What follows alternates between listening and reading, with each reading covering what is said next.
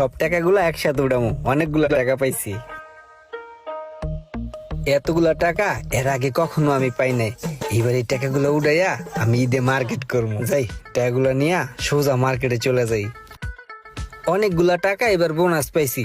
এই টাকা দিয়ে আমার লেগা, বাসার সবার লেগা, এমনকি আমার গার্লফ্রেন্ডের লেগা মার্কেট করবো। আরে কি যে অসহায় আমি। ওই তো একটা লোক আইতেছে, এর কাছে কোন ধান্দা করতে গো। টাকাগুলো মোট কথা পকেটে রাখতে ইচ্ছা করে না, একসাথে দেখতে অনেক ভালো লাগতেছে। এই যে ব্রাদার, ভাই আসসালামু আলাইকুম। ওয়ালাইকুম আসসালাম।